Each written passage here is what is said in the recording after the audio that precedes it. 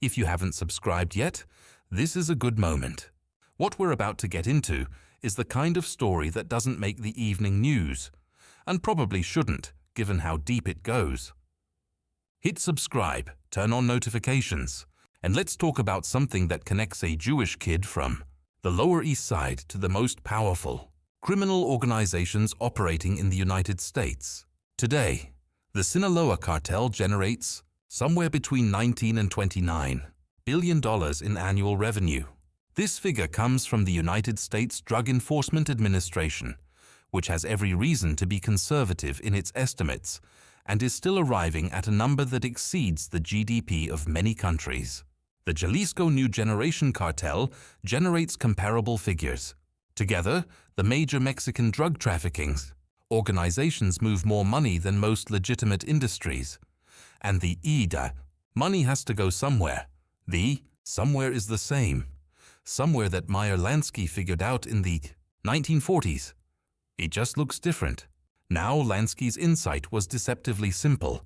Criminal revenue is worthless until it can be spent. Cash sitting in a warehouse is not wealth. It is a liability. The goal of money laundering is not to hide money, it is to transform it. The Mexican cartels face exactly this problem, at exactly the scale that Lansky faced it, with the added complication that they operate across an international border in a regulatory environment significantly more sophisticated than anything Lansky encountered. And the solutions they have developed are, in their essential structure, the same solutions that Lansky developed, adapted for the modern financial system, scaled to modern revenues, implemented through modern institutions. The most direct adaptation is trade-based money laundering. A cartel with $1 billion in cash needs to move that cash into the legitimate financial system. One proven method: use the cash to purchase goods in Mexico, ship those goods to the United States, sell them through legitimate businesses, and deposit the proceeds as business revenue. This method has a direct ancestor in Lansky's operations. Lansky used legitimate businesses, restaurants, laundries, nightclubs, as vehicles for introducing the criminal revenue into the banking system. The technique is called layering. The specific businesses have changed. The technique has not. The cartels also make extensive use of the formal banking system, which is, paradoxically, one of the most effective tools for large-scale money laundering, precisely because banks process enormous volumes of transactions and because anti-money laundering compliance systems are better at identifying suspicious patterns after the fact than at preventing them in real time. HSBC paid nearly $2 billion in fines to the United States government in 2012 for allowing cartel money to flow through its accounts. The settlement documents described Mexican drug money being physically transported to HSBC branches in boxes specifically designed to fit through the teller windows. Wachovia, before its acquisition by Wells Fargo, processed more than $378 billion in transactions from Mexican currency exchange houses over a period of years, a significant portion of which investigators later identified as cartel proceeds. These were not rogue operations. They were the normal functioning of large financial institutions in a regulatory environment that had not yet developed effective tools for identifying the specific patterns of cartel money movement. Lansky understood, before anyone else in his world, that the banking system was not his enemy. It was his tool. The banking system processes enormous volumes of transactions. Enormous volumes create cover for the specific transactions you need to make. The trick is to make your transactions look like all the other transactions. The cartels have learned this lesson thoroughly. The real estate connection runs directly parallel to what Lansky was doing in Las Vegas and Miami in the 1950s and 1960s. The scale is different.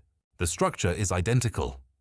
Cartel proceeds flow into real estate purchases across the American Southwest, in cities from Phoenix to Los Angeles to Houston, through the same shell corporation structures that Lansky used and that the modern offshore financial system makes readily available to anyone who knows how to use it.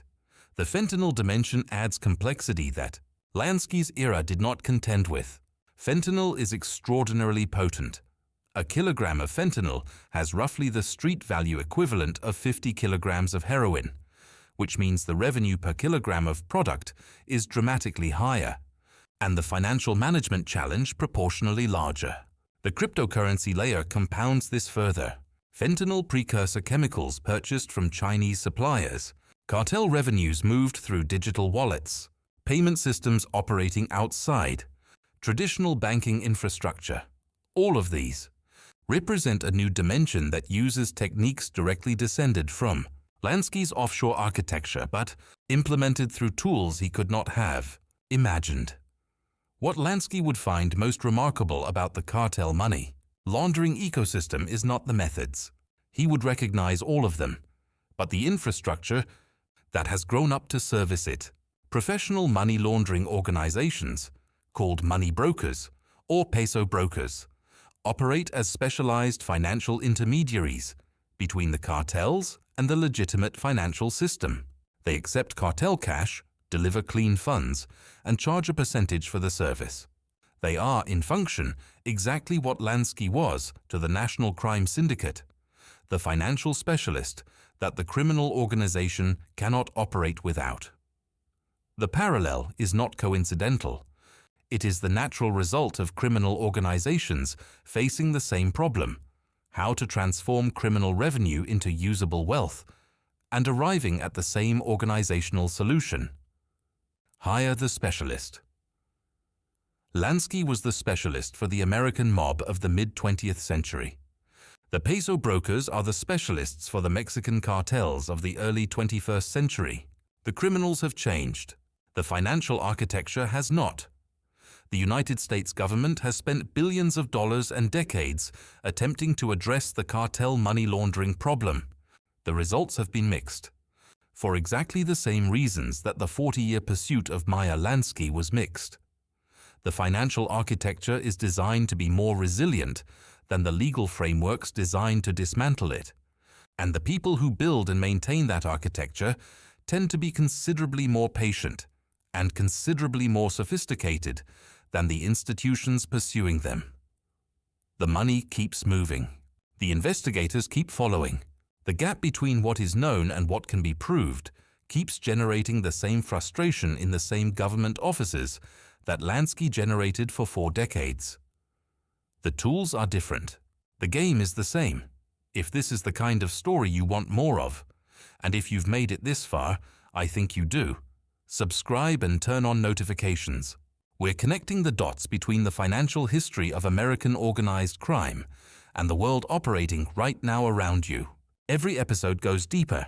The next one is already coming. Don't miss it.